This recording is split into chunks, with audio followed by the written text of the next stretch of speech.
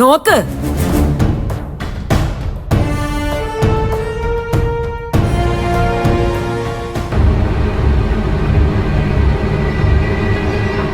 ഇപ്പൊ നിങ്ങൾക്ക് സമാധാനമായല്ലോ.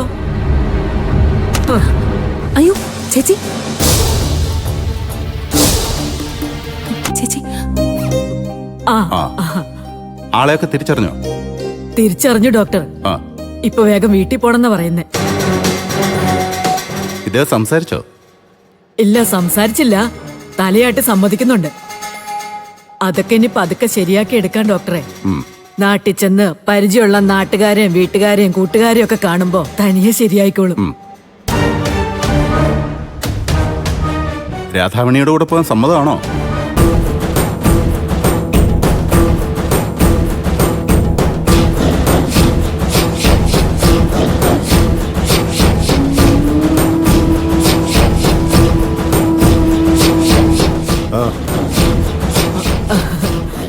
ശേഖരേട്ടന് സമ്മത. എത്രയും പെട്ടെന്ന് ഡിസ്ചാർജ് ചെയ്ത് കിട്ടിയാ മതി. ശേഖരനിപ്പോ അങ്ങനെ പ്രശ്നങ്ങളൊന്നുമില്ല. ഓർമ്മക്കുറവും സംസാരത്തിന്റെ പ്രശ്നങ്ങളും പതിയെ ശരിയാവുമെന്ന് പ്രതീക്ഷിക്കാം. അതൊക്കെ നാട്ടിൽ ചെല്ലുമ്പോ ശരിയാകും ഡോക്ടറെ. ആ ഫയലിംഗ് തന്നെ.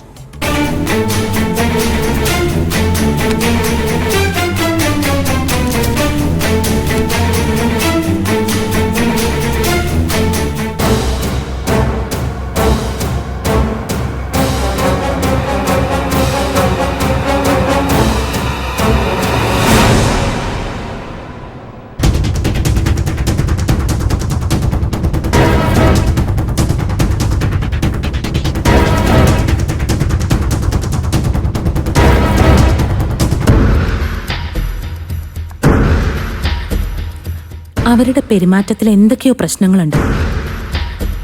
അവരെന്തോ മറയ്ക്കുന്നുണ്ടെന്ന് ഉറപ്പാ. എന്തായിരിക്കും കാരണം? അത് മാത്രമല്ല, ആ മനുഷ്യനെ കണ്ട ഇന്ദ്രേട്ടന്റെ അച്ഛന്റെ നല്ല സാമ്യം തോന്നുന്നുണ്ട്. ഇനി അവരെ ഇന്ദ്രേട്ടന്റെ അച്ഛൻ രണ്ടാമത് വിവാഹം കഴിച്ച സ്ത്രീയായിരിക്കും. ആലോചിച്ചിട്ടൊന്നും മനസ്സിലാവുന്നില്ലല്ലോ. അങ്ങനെയാണെങ്കിൽ ആ മനുഷ്യൻ ആ സ്ത്രീയെ പേടിക്കുന്നത് എന്തിനായിരിക്കും? അവരെ അദ്ദേഹം പേടിക്കുന്നുണ്ടെന്ന് ആ മുഖത്ത് നിന്ന് തന്നെ വ്യക്തമാണ്.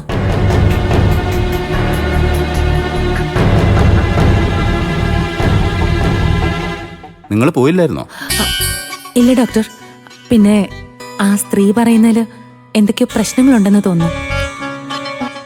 അവരുടെ ഭർത്താവാണെന്ന് തോന്നുന്നില്ല. അത് നിങ്ങൾക്ക് തോന്നേണ്ട കാര്യമൊന്നുമില്ലല്ലോ.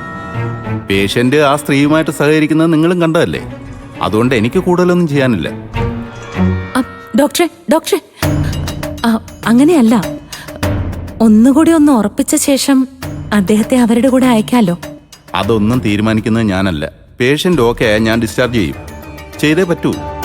പോലീസിനെയും പേഷ്യന്റിനെ അഡ്മിറ്റ് ചെയ്തവരെ അറിയിച്ചതിന് ശേഷം ഞാൻ അയാളെ ഡിസ്ചാർജ് ചെയ്യും.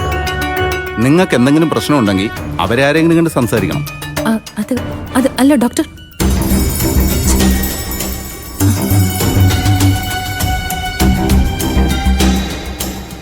ആരായിരിക്കും ഇദ്ദേഹത്തെ അഡ്മിറ്റ് ചെയ്തത്? അവർക്ക് എങ്ങനെയായിരിക്കും ഇദ്ദേഹത്തെ കിട്ടിയത്? ആലോചിച്ചിട്ടൊരു എത്തും പിടിയും കിട്ടുന്നില്ലല്ലോ.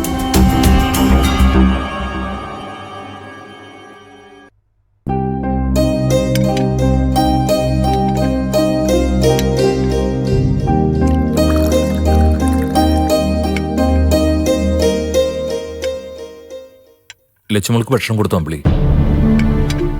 അവള് കളിക്ക് വെച്ച ഞാൻ കൊടുത്തോളാം.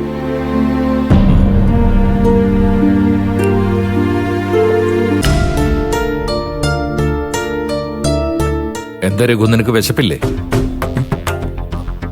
ഇപ്പോഴേ ഭക്ഷണവും വെള്ളമൊന്നും വേണ്ടച്ച. ഏതു നേരവും മദ്യം കിട്ടിയാൽ മതി എന്നുള്ള അവസ്ഥയില. അത് നീയാണോ തീരുമാനിക്കുന്നത്? അല്ല, ഞാൻ പറഞ്ഞതിൽ എന്താ തെറ്റ്? നിങ്ങളിപ്പോ പൂർണ്ണമായിട്ട് മദ്യത്തിന് അടിമ തന്നെയാ. ആണെങ്കിലും അല്ലെങ്കിലും നിനക്ക് നഷ്ടമൊന്നുമില്ലല്ലോ.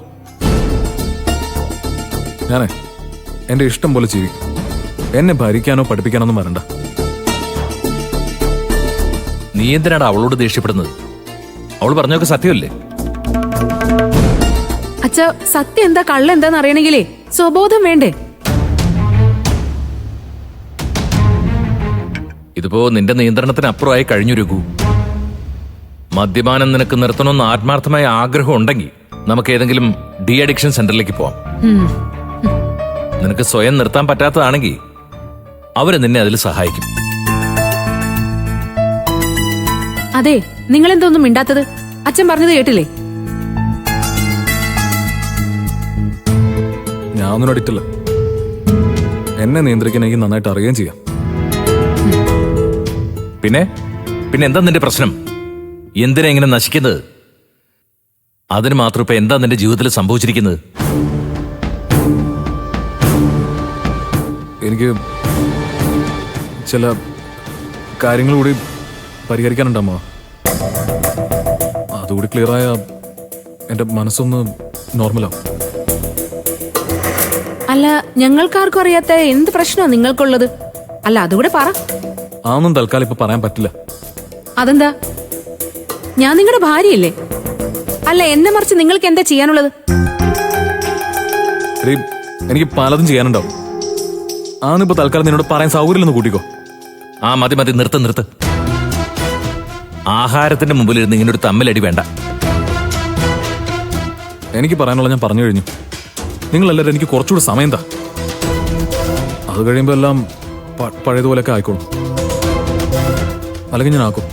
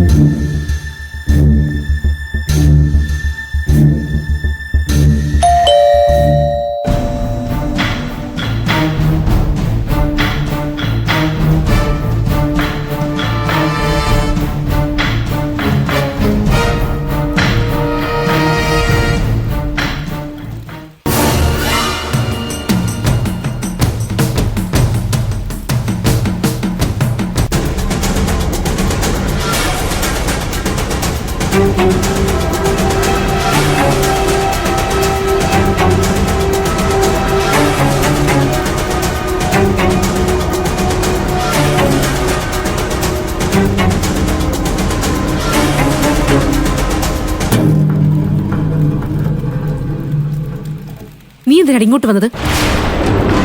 നിങ്ങളുടെ ഒന്നും മേടിച്ചെടുക്കാനോ ഇവിടെ കയറി താമസിക്കാനോ വന്നതല്ല. എനിക്കൊരു കാര്യം അറിയണം. എല്ലാം അറിഞ്ഞെടുത്തോളം നിനക്ക് മതിയായില്ലേ? ഇനി എന്താ നിനക്ക് അറിയേണ്ടത്? എന്റെ ഭർത്താവിന്റെ സ്വർണം അപഹരിച്ചെടുത്തത് നിങ്ങളുടെ ഭർത്താവാണോ? ചോദിച്ചത് കേട്ടില്ലേ? അല്ല, നിന്റെ ഭർത്താവിന് എവിടെ നിന്നാടി 1 കിലോ സ്വർണം? തട്ടിപ്പോ അപഹരണവും തുടങ്ങി വെച്ചതേ നിന്റെ ഭർത്താവല്ലേ?